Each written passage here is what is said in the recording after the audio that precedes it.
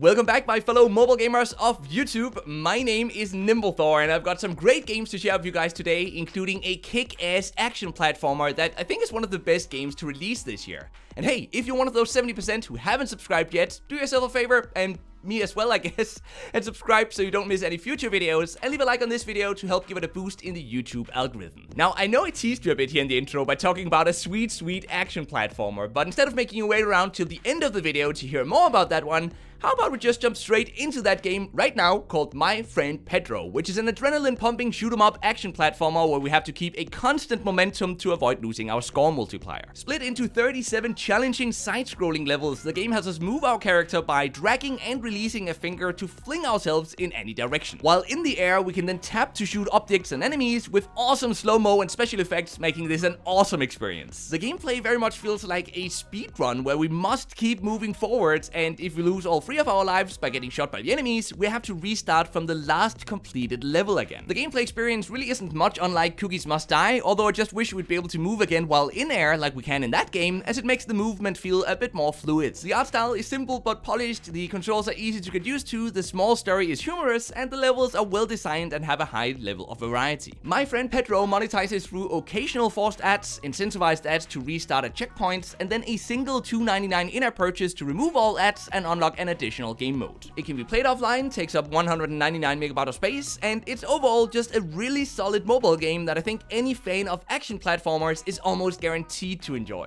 I want to talk with you guys a bit about one of the most hyped games of 2021 as well, the Square Enix published Nier Reincarnation. And I know opinions on this game differ a lot from person to person, so I'm curious to hear what you guys think about it, so please do let me know in the comment section, but here's what I think about this game. At a glance, Nier Reincarnation is a beautiful story-driven gacha RPG with an incredibly polished art style, exceptional audio and sound design, and a brilliant minimal UI. The game has us run around a large 3D dream world to find dark scarecrows that let us enter 2D dream stories that have been distorted by a mysterious darkness. Within these dreams, we first get to experience a small story by walking around and interacting with NPCs, before we're then thrown into battle to fight the darkness. I gotta say, the storytelling part of this game is great, but since our heroes attack automatically and we can only trigger special abilities, the combat isn't particularly interesting. In fact, all combat can even be fully automated, and watching it unfold looks amazing with nice animations and beautiful monster designs, but it's just a shame that there's nothing to really do during combat. Now, since we first have to run around the huge world and then navigate through its dream and listen to its story before we get to enter combat, the game feels rather slow-paced. So if you can't appreciate the beautiful world and the stories being told, you're pretty unlikely to enjoy the gameplay, because at times it feels almost more like a small movie than an actual mobile game. Nier Reincarnation monetizes through incentivized ads and in-app purchases for a premium currency used to pull characters and equipment from a gacha system. And although we get a decent amount of free premium currency, there are very few ways to gain more of it after the story missions have been completed, which means the game eventually turns into a huge grind. The game requires online access, takes up a whopping 4.6 gigabytes of space, and it somehow gets very close to nailing what a good Nier game could be on mobile, while dramatically failing to create a memorable and worthwhile experience. And it's so frustrating because parts of it are so well made that it's some of the best I've ever seen on mobile, but the combat and pacing is some of the worst I've experienced. But fret not, my friends, because I've also got an all-around great RPG to share with you guys today, and it's a game called Raven's Path that features a fun tactical real-time combat system, over 25 hours of gameplay, lots of loot and heroes, and a great monetization system. The game has us put together a team of heroes with unique stats and then take them into campaign levels where enemies continuously appear at the top of the screen. Our job is to move our heroes up, down, left and right to fight the enemies and block them from reaching the bottom of the screen. But this is where it gets interesting, because while some heroes simply attack, most actually impact each other by healing or buffing heroes around them, which also means positioning is very important. We get gold, crowns, loot and new heroes from chests that instantly open after winning a level, and as we progress in the game, we can buy upgrades that let us add more heroes to our team and equip loot that strengthens our existing heroes and gives them new abilities. Now, after every 3 levels, we can beat a boss to enter the next area of the map or fight special missions for extra loot rewards until we're ready for the boss fight. A simple setup that means we never truly get stuck at any point in the game, and I really appreciate that. This is not a super grindy game, but if you need more resources, there is a way to get them very easily. Raven's Path monetizes through incentivized advertisements to receive another loot chest, but since the reward is very tiny, there's no pressure to watch these, and a single $5 in-app purchase to support the developer even removes them entirely. You can play the game offline, it takes up only 172 megabytes of space, and the gameplay is fun, the levels are short, we need to stay focused during combat to survive, survive, and there are lots of unique heroes and loot to unlock, all of which helps create a nice RPG experience that feels perfectly fit for mobile. My favorite game this week has got to be My Friend Pedro, but let me know if you agree or disagree or what your favorite was, and then thank you for watching. Thank you so much to my lovely Patreon supporters, and I hope you're gonna have an amazing rest of your day, because then,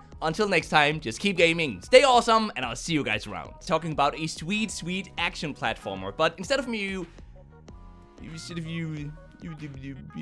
were so close to being a perfect intro. To find dark scarecrows. I can speak English. Buy upgrades that let us at